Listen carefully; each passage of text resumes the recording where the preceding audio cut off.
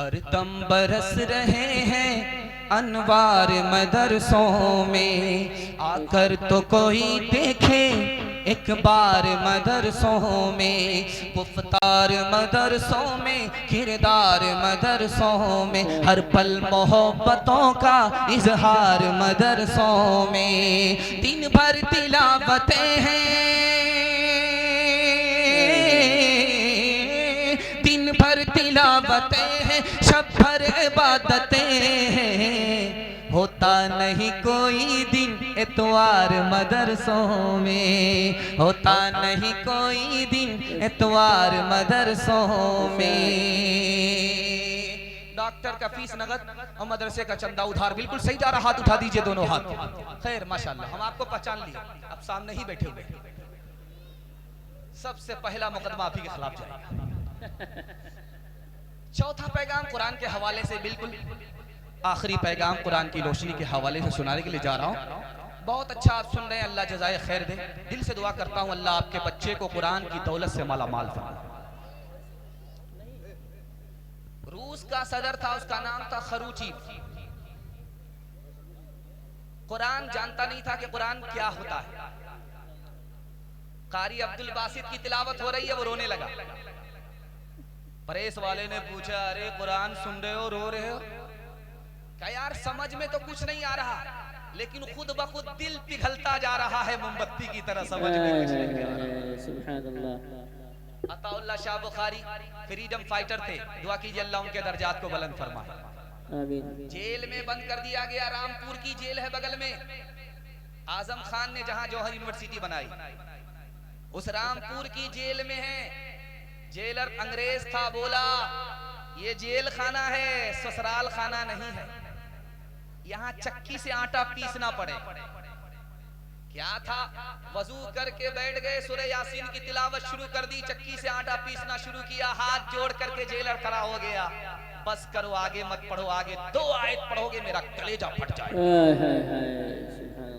आज भी कसौटी है कि हमारा दिल जिंदा है या मुर्दा है। एक ही चीज बताएगी आपको, एक्सरे मशीन के पास जब आदमी जाता है तो पूरा बायोडाटा सामने आ जाता है। आज कैसे पता चलेगा कि मेरा दिल जिंदा है या मुर्दा है? खुदा से हमारा ताल्लुक है, दुआ हमारी कबूल होती है। ये कसौटी एक ही है, ये मशीन एक ही है, वो कुरान है। अगर इस दिल के अंदर कुरान है तो ये दिल जिंदा है। कुरान पर अगर अमल है तो दुआ कबूल है। कुरान से अगर ताल्लुक है तो खुदा से ताल्लुक है। अगर कुरान दिल के अंदर नहीं, कुरान पर अमल नहीं, कुरान से ताल्लुक नहीं, तो दुआ कबूल नहीं। ये दिल मुर्दा है, जिंदा नहीं है, और खुदा से कोई ताल्लुक नहीं।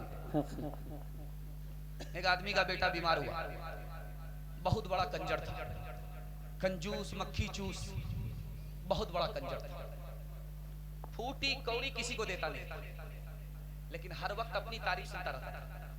कुर्सी पर बैठा, सवाल कर दिया कि मेरी हथेली में बाल क्यों नहीं है। एक चमचा खड़ा हुआ, बोला हुजूर इसका जवाब मेरे पास, आपका देते देते घिस गया, इसलिए बाल। समझ गया कि ये चम्मच ही नहीं है, बहुत बड़ा चमचा है, तो मक्खन मार रहा। बोला कि तुम मुझे बेवकूफ नहीं बना सकते। अच्छा ठीक है, मेरी हथेली में बाल नहीं, तुम्हारी हथेली में बाल क्यों नहीं है? कहा हुजूर इसका भी जवाब मेरे पास है। आपका देते देते घिस गया, मेरा लेते लेते घिस गया। बोला हम इतने बड़े बेवकूफ भी नहीं है, रात के उजाले में सब पता चलता है। ये बाराबंकी में जो जलसा हो रहा है, इतना सारा मजमा है, किसी के हथेली में बाल नहीं। कहा हुजूर इसका भी जवाब है। आपका देते देते घिस गया, हमारा लेते लेते घिस गया। इन लोगों को कुछ मिलता ही नहीं है, हमारे अफसोस के मलते मलते इनका घिस गया। बेटा बीमार पड़ा तो किसी ने कहा कि 2 रास्ते हैं तुम्हारे पास, तुम्हारा बेटा ठीक हो जाए। या तो जानवर कुर्बान कर दो, या तो कुरान पढ़ा लो। कुर्बानी से तुम्हारा बेटा ठीक हो जाएगा, कुरान से तुम्हारा बेटा ठीक हो जाएगा। तो बोलता है कि यार बकरी तो बाहर चली गई है, उसको आने में लेट है, जल्दी से कुरान खानी ही कर दो।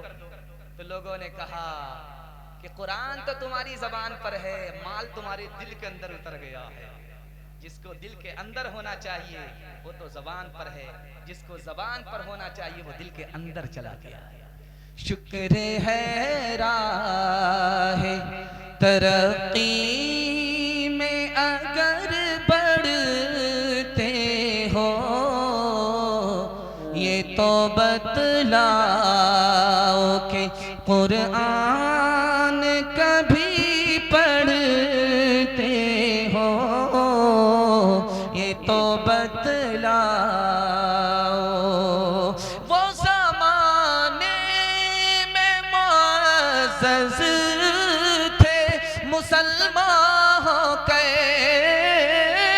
वो ज़माने में मुअज़्ज़ज़ थे मुसलमान हो गए, और हम खार हुए तारीके कुरान हो गए, और हम खार। हाथ उठाइए, कुरान पढ़ेंगे जिंदगी भर के लिए। हाथ उठाइए, बिल्कुल सही जा रहा है। अखबार रोज कुरान कभी कभी। हाथ उठाइए इंशाअल्लाह।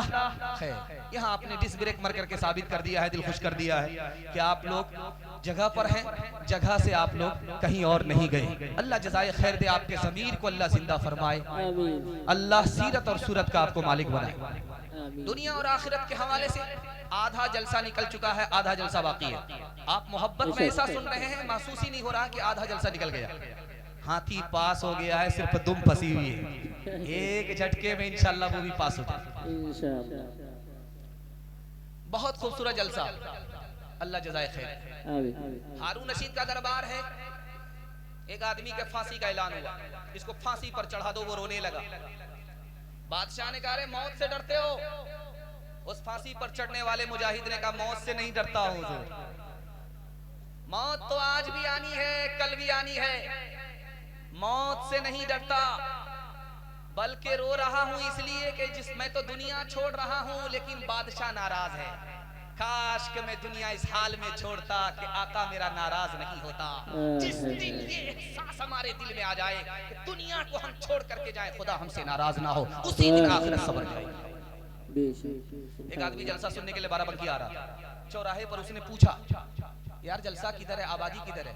बोला कि सीधा चले जाओ, दायां बायां मुड़ने की जरूरत नहीं है, लेफ्ट राइट करने की जरूरत नहीं है, सीधा स्ट्रेट चले जाओ। वो सीधा कब्रिस्तान पहुंच गया। सर पकड़ करके बैठ गया, यार कैसा बेवकूफ आदमी है, जिंदा आदमी को कब्रिस्तान भेज रहा। उसने पलट करके कहा, करे तुम कैसा बेवकूफ आदमी हो, हमने जलसा की बस्ती मालूम किया था, तुम हमको कब्रिस्तान भेज रहे हो। कह रहे आबादी बस्ती तो कब्रिस्तान ही है, हमने सबको यहाँ आते हुए देखा है, लेकिन यहाँ से किसी को कहीं जाते हुए नहीं देखा है। आबादी तो इसका नाम है, बस्ती तो इसका नाम है। अल्लाह के रसूल ने मारे जोश में किसी को 100 रुपए दिए, किसी को 50 रुपए दिया, किसी को 10 रुपए दिया। अभी फैसल रशीदी साहब जब 100 का नोट आता था तो दोनों हाथ से पकड़ते थे, जब 10 का नोट आता था तो यूं रखते थे। समझ में आ गया कि इनको आम मिली का फर्क मालूम है। अल्लाह के रसूल देते गए, किसी को 100 रुपए, किसी को 50 रुपए, किसी को 500 रुपए देते चले गए। लोगों को समझ में नहीं आया कि क्यों मिला। उसके बाद अल्लाह के रसूल ने लाइन से लगा दिया सबको, जिनको मैंने पैसा दिया है, जिसने मेरा इनाम लिया है, लाइन से लग जाओ। चप्पल उतार करके, जूता उतार करके तपती हुई रेत पर खड़े हो गए। अब एक एक करके तपती हुई रेत पर सब लोग खड़े हो गए। पाँव भी जल रहा है, दिमाग भी खोल रहा है। और अल्लाह के रसूल ने पूछा, वो जो पैसा दिया था कहाँ खर्च किया, कहाँ कहाँ खर्च किया, जल्दी से हिसाब दे दो तो अच्छा है। पैर भी नहीं जलेगा, दिमाग भी नहीं खोलेगा, वरना यही झनल बुन करके राख हो जाएगा। अब पैर अलग जल रहा है, दिमाग अलग खोल रहा है, हिसाब याद ही नहीं। सिर्फ एक आदमी को हिसाब याद रहा, वो हजरत अली थे। फटाफट हिसाब देना शुरू किया, उसको सिर्फ 1 ही रुपया मिला था। फटाफट हिसाब दे दिया। अल्लाह के रसूल ने कहा, लोगों माल माल करते हो, जिसके पास जितना ज्यादा माल होगा हिसाब उतना मुश्किल होगा, जिसके पास माल जितना कम होगा हिसाब उतना आसान। सुलेमान अलैहिस्सलाम से एक चूंटी टकरा गई। बताइए कहाँ राजा भोज, कहाँ गंगवा तेली, लेकिन चूंटी भारी पड़ गई सुलेमान अलैहिस्सलाम। उस चूंटी के नाम से कुरान में एक सूरत भी है, सूरह नमल। चूंटी ने सवाल किया सुलेमान अलैहिस्सलाम से, बताइए कि हवा आपके ताबे क्यों है, आपकी मुट्ठी में हवा क्यों है? सुलेमान अलैहिस्सलाम का माथा चकरा। उस चूंटी ने कहा कि हवा इसलिए आपके ताबे है कि ये दुनिया हवा की तरह है, जो दुनिया पर भरोसा करेगा वो हवा पर भरोसा करने वाला होगा, बदनसीब होगा, खुश नसीब नहीं होगा। एक आदमी बहुत बड़ा दुनियादार था, हर वक्त रात भर 99 की बीमारी में पड़ा रहता था। यार इधर से पैसा आ जाए, उधर से पैसा आ जाए, नाती के लिए ये करके जाए, पोता के लिए ये करके आ जाए, रात भर यही करता रहता था। कभी अपने लिए नहीं सोचता था कि बूढ़े हो गए हैं, कब्र में पैर लटक गया है, दाढ़ी पक गई है, मुंह में दांत नहीं, पेट में आंत नहीं, अपने लिए क्या हो, कभी नहीं सोचता। गुरु नानक आए, सुई दे दिया, जिससे कपड़ा सीते हैं वो सुई दे दिया कि इसको रखो, हम तुमसे मरने के बाद लेंगे। वो सोचा कि कफन में तो जेब होती नहीं है, ये सुई कहाँ से ले? जब इतना समेट समेट करके जो रखे हुए हो, इसको कहाँ लेकर के जाओ? ओ गाफिल इंसान इंसान, ओ गाफिल इंसान, ओ गाफिल इंसान इंसान, ओ गाफिल इंसान, ओ गाफिल इंसान इंसान, ओ गाफिल इंसान, ओ गाफिल इंसान इंसान, ओ गाफिल इंसान। आँखों से तूने अपनी कितने जनाजे देखे, हाथों से तूने अपने दफनाए कितने मुर्दे, अंजाम से तू अपने, अंजाम से तू अपने क्यों इतना बेखबर है? ओ गाफिल इंसान इंसान, ओ गाफिल इंसान, ओ गाफिल इंसान इंसान, ओ गाफिल इंसान। मखमल पे सोने वाले मिट्टी में सो रहे हैं, शाहों गदा वहाँ पर एक साथ सो रहे हैं। दोनों हुए बराबर, दोनों हुए बराबर, ये मौत का असर है। ओ गाफिल इंसान इंसान, ओ गाफिल इंसान। 1 साल में 10 साल के बराबर आपको तरक्की होगी। सिर्फ 2 काम करना है, हलाल कमाना है, हिसाब से खर्च करना है। हाथ उठाइए इंशाअल्लाह। वलीमा दूसरे को देखकर दिखा करके करेंगे, हाथ उठाइए इंशाअल्लाह। बाईपास जा रहे हैं हम लोग, सीधा रांची पहुंचेंगे। लखनऊ में हम लोग का गुजारा नहीं होने वाला है। ध्यान से सुनिएगा, जल्दी से निकल जाएगा। ये मद्रास है, यहाँ पर निकाह हो रहा था। निकाह हो रहा था, उसमें काजी साहब रजिस्टर लेकर के लड़की का लड़के का नाम लिख लिया, और उसके बाद जब खाना पूरी हो गई तो बेजबान से कहा 3 लाख रुपया पहले काजियाना जमा करो, उसके बाद तुम्हारी बेटी का निकाह करो। बोला कितना बेशरम काजी हो, तुमको शर्म नहीं आती? 3 लाख का मुतालबा कर रहे हो? कहा तुम तो हमसे बड़े बेशरम हो, 30 लाख रुपए शादी में बहा रहे हो। जब तुम बेशरम हो, तुमको अपनी बेशर्मी का एहसास नहीं, तो मैं 3 लाख क्यों छोड़ूं? दूसरी मिसाल आपके सामने आ रही है, बगल में देवबंद है। कारी मोहम्मद तैयब साहब रहमतुल्लाह अलैह ने लिखा है, मुजफ्फर हुसैन नाम का आदमी था, उसकी हवेली आज भी मौजूद है। इतना बड़ा नवाब था कि उसके घर में हाथी को बांधा जाता था। आज भी वो दरवाजा है जिससे हाथी पास होता था, आज भी वो दरवाजा है जिससे हाथी दाखिल होता था। उन्होंने जब अपने बेटे का वलीमा किया तो जानते हैं कैसा वलीमा किया? देवबंद के अलावा 1000 गांव को वलीमा खाने की दावत दी। वलीमा एक दिन नहीं हुआ, 7 दिन तक वलीमा चलता रहा। कारी मोहम्मद तैयब साहब रहमतुल्लाह अलैह लिखते हैं, वक्त को बदलते हुए देर नहीं लगती है। अल्लाह ने ये माल दिया है हिसाब से खर्च करने के लिए। अगर पानी की तरह बहाओगे तो कमर टूट जाएगी, झुकना तो मुकद्दर होगा, खड़े नहीं हो सकोगे। कारी मोहम्मद तैयब साहब रहमतुल्लाह अलैह ने लिखा कि शादी में बेहोश होकर के पैसा खर्च करने वालों, निशाने इबरत देवबंद है, जाकर के देखो। जिसके बाप दादा ने अपने बेटे की शादी में वलीमा में 7 दिनों तक पैसे को बहाया था, आज उसके खानदान के लोग ठीक का कटोरा लेकर के पीते। ये बगल में दिल्ली है, राजधानी है। पूरी दुनिया में एक ही आदमी ने रिकॉर्ड बनाया, पूरी दिल्ली को दावत खिलाया वलीमा की, पूरी दिल्ली को दावत। जब दिल्ली के सारे लोग आ गए तो भेष बदल करके किनारे में बैठ गए। यार लोग मेरी तारीफ करेंगे, मेरी वाहवाही करेंगे। एक आदमी बोलता है कमीने ने इतना नमक दे दिया था, खाया ही नहीं। वो कहता तौबा इस्तिग़फ़ार, अस्तगफिरुल्लाह। दूसरा आदमी बोला कि गोश्त था, वो तो चमड़ा था, खींचते खींचते जबड़ा दुखी। बोलता है ला हौला वला कुव्वता इल्ला बिल्लाह। तीसरा आदमी बोला यार मिर्च इतना ठोक दिया था कि अभी तो मुंह लहर रहा है, जब बाथरूम में जाएंगे तो पेट भी लहरेगा।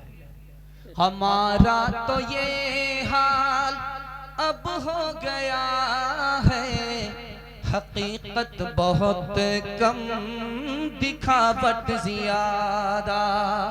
कोई चीज असली तो मिलती कहाँ है, हर एक चीज नकली मिलावट ज्यादा। तेरी पारसाई की शीशा करी है, दुकान गोया फीकी सजावट ज्यादा है। इंसानियत भागती आज हमसे कि अखलाक की है गिरावट ज्यादा। हाथ जोड़ करके मैं आपसे कहता हूं, आप अगर अक्लमंद बनना चाह रहे हैं तो एक ही रास्ता है, हलाल कमाइए, हिसाब से खर्च कीजिए। एक साल में अल्लाह आपको गनी बना देगा, गरीब नहीं रखेगा। दुनिया पीछे होगी, दुनिया आपको पीछे नहीं कर सकती। अमल करेंगे इंशाअल्लाह? हाथ उठाइए। बेटा की शादी फ्री में नहीं होगी, हाथ उठाइए इंशाअल्लाह। एक एक लाइन से ये बेटे तैयार हैं बाजार में बिकने के लिए। खैर अल्लाह जज़ाए खैर दे, इनकी उम्र में अल्लाह बरकत दे, इनको इल्म और हुनर से माला माल फरमाए। ये देखिए तजर्बे की बात है। मेरी दाढ़ी इस वक्त कच्ची है, पक्की नहीं है, तजर्बे की उम्र मेरी नहीं है, लेकिन किताबों में लिखा हुआ है उसको नकल कर। ये छोटे छोटे बच्चे को जो आप अच्छा खाना खिला रहे हैं, ये भूल जाएगा, आपका एहसान याद नहीं। 5 स्टार होटल में खिलाइए, बेहतरीन ढाबा में खिलाइए, कुछ भी खिलाइए, ये आपका एहसान याद नहीं रखेगा। कितना ही अच्छा मूल से कपड़ा खरीद करके पहनाइए, ये बच्चा आपके एहसान को भूल जाएगा, याद नहीं। कितनी ही बड़ी बिल्डिंग आप बना लीजिए, ये बच्चा आपके एहसान को भूल जाएगा, याद नहीं रखेगा। लेकिन किताबों में लिखा एक काम कर दीजिए, जिंदगी भर ये बच्चे आपके एहसान को याद रखें। आप जाहिल हैं, कोई फर्क नहीं पड़ता, अपनी औकात को दांव पे लगा करके इनको पढ़ा लिखा दीजिए, जिंदगी भर एहसान याद रखें। एक मिसाल है, पैगाम को खत्म कर रहा हूं, ध्यान से इसको सुनिएगा। एक बादशाह गुजरा है, उनका नाम है उमर बिन अब्दुल अजीज। दुआ कीजिए अल्लाह उनके दर्जात को बुलंद फरमाए। उस बादशाह को कितने बेटे थे? 11 बेटे। और हमारा हाल क्या है? हम दो, हमारे दो, अगला बच्चा भी नहीं, एक के बाद कभी नहीं। कम संतान सुखी किसान। वहां बादशाह है, 11 बेटे। जब वो बादशाह दुनिया छोड़ करके जाने लगा तो अपने बेटों के लिए कितना पैसा छोड़ा? 17 रुपया। 17।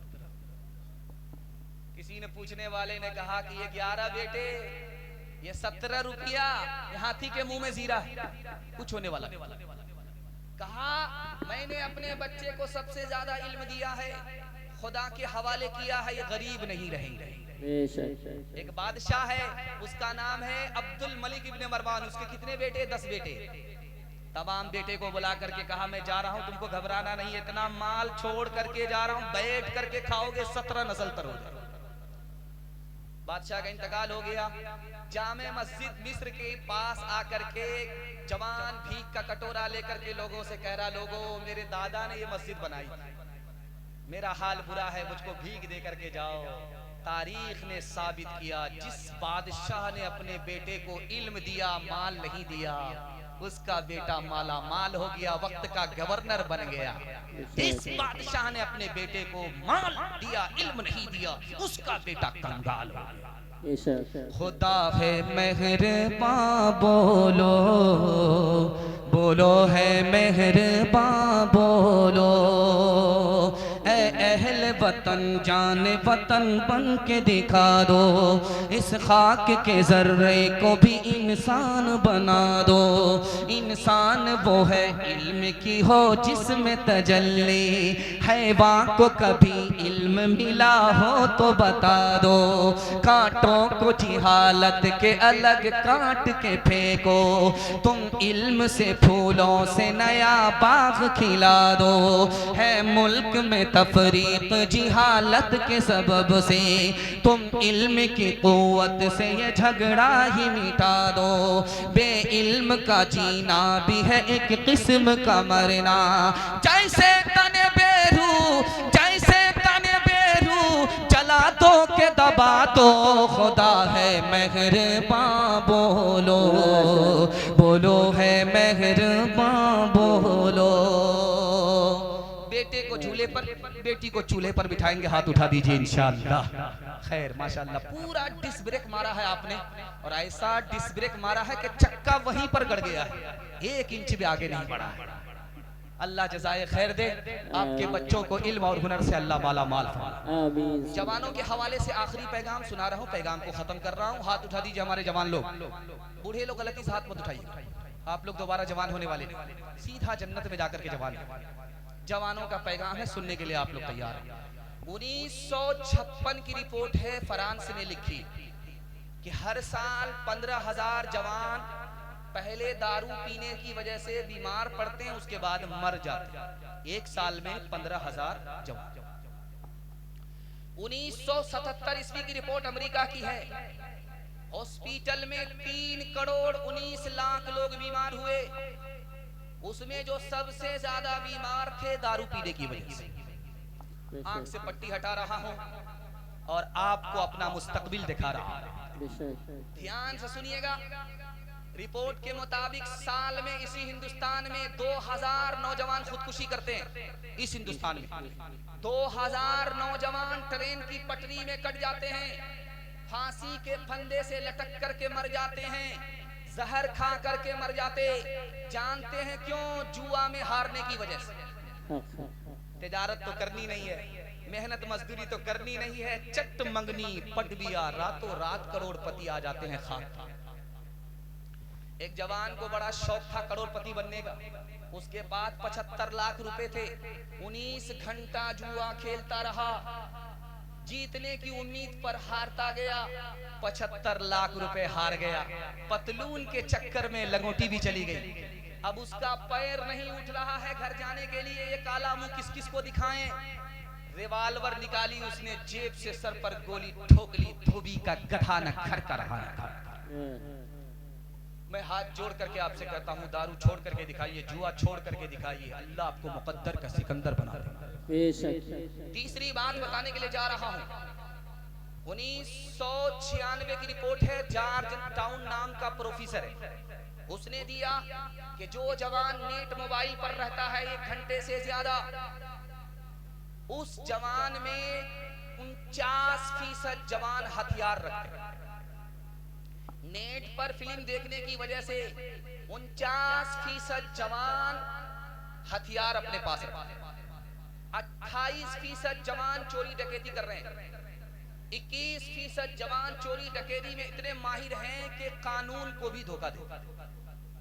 और आगे लिखा कि 25% औरत नेट मोबाइल देखने की वजह से आवारा हो चुकी, और 54% औरत आवारा लोगों की महफिल में जमी हुई होती है। आपने देखा होगा, रियाज सीजन चल रहा था, रियाज सीजन चल रहा था मक्के में, और बुर्का पहन करके लड़कियां डांस कर रही थी। ये मैं कोई अंधेरे में तीर नहीं मार रहा हूं, जो किताब है, जो रिपोर्ट है, उसके मुताबिक मुसलमानों का चेहरा दिखाने के लिए।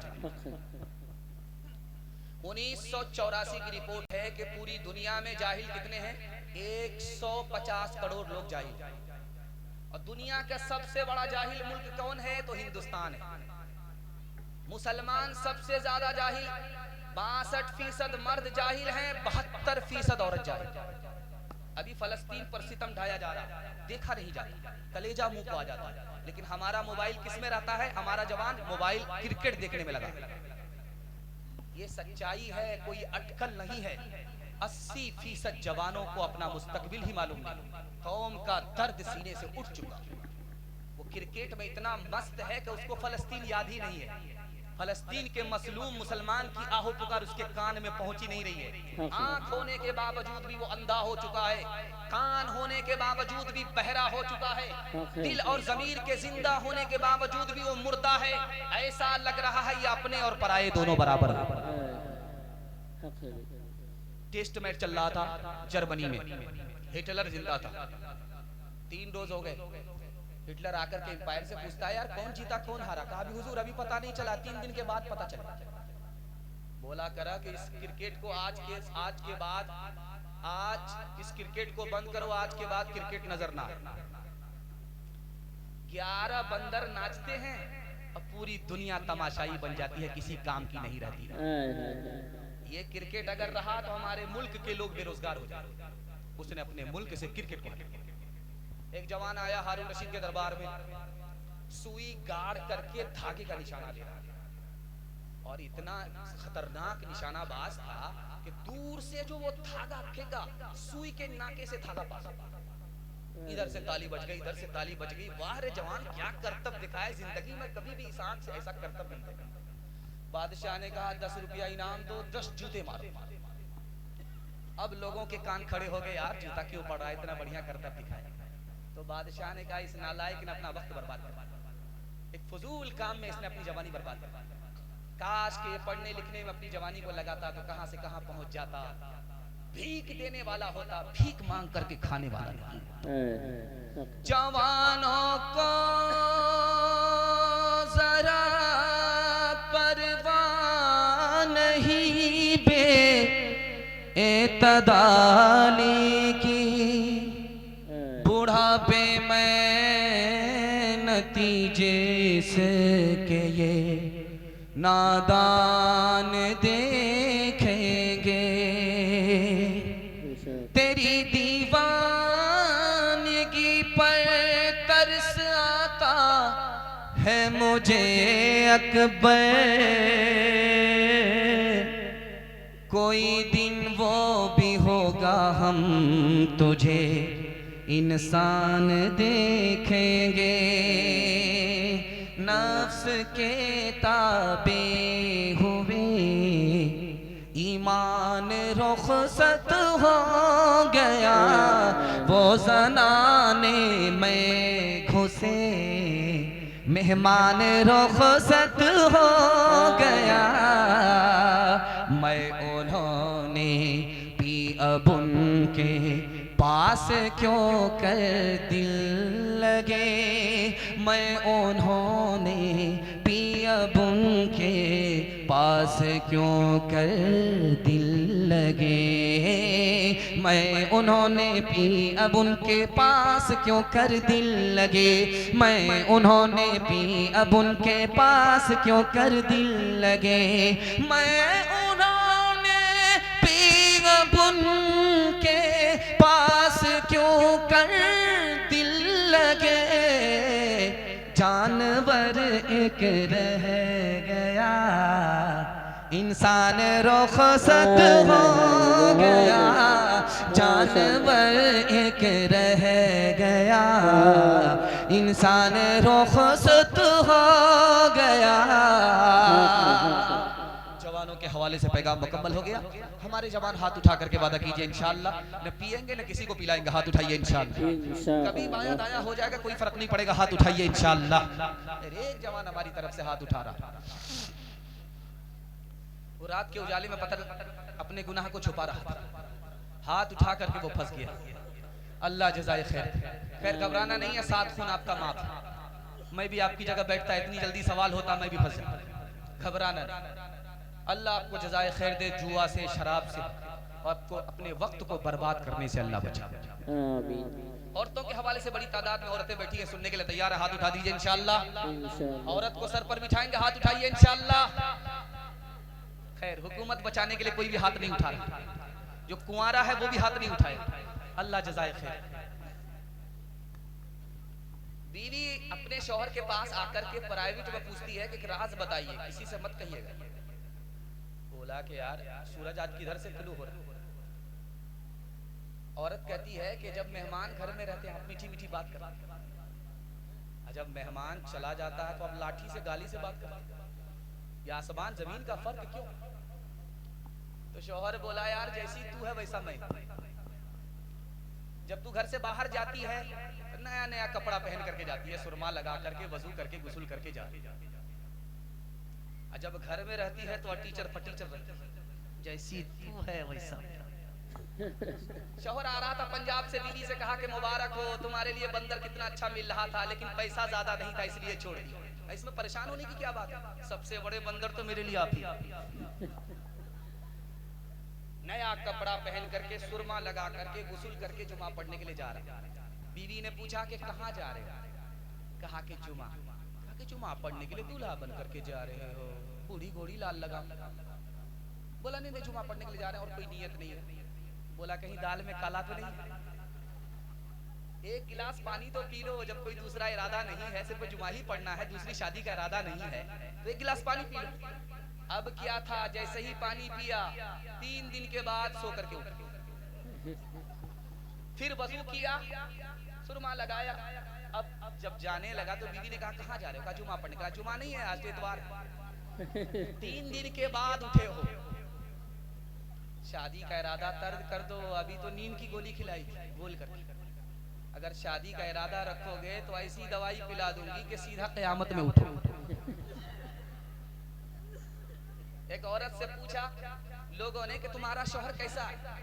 कहा मेरा शौहर आता है चीते की तरह, जाता है शेर की तरह, आता है चीते की तरह, जाता है शेर की तरह। खाने पर जब आता है तो सब कुछ खा जाता है, जब पीने पर आता है तो सब कुछ पी जाता है। उसका पेट है कि इंडिया गेट, सब कुछ खा पी करके बराबर कर देता है। शौहर अपनी बीवी से बीमारी की हालत में कहता है कि जब मैं मर जाऊं तो तुम दूसरी शादी कर लेना, लेट मत कर।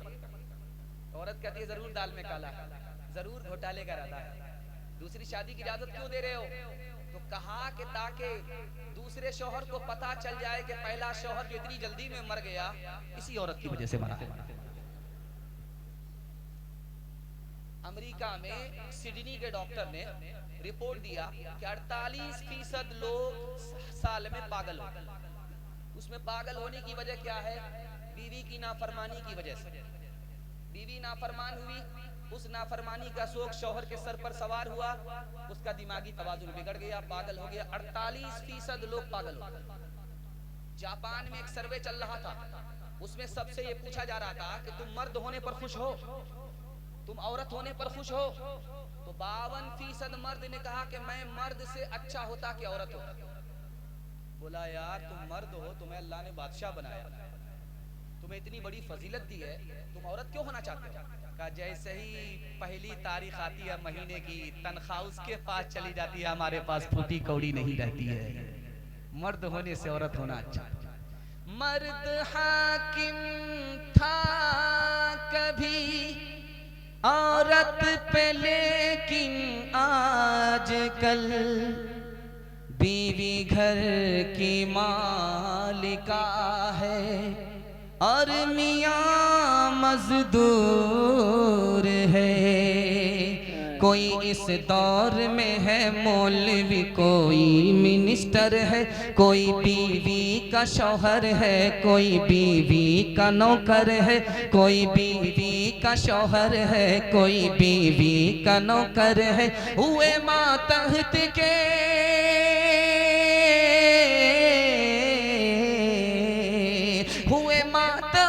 के मातहत ऐसा दौर ये आया, मियाँ है दफ्तरी दफ्तर में और बीवी मैनेजर है। मियाँ है दफ्तरी दफ्तर में और बीवी मैनेजर है।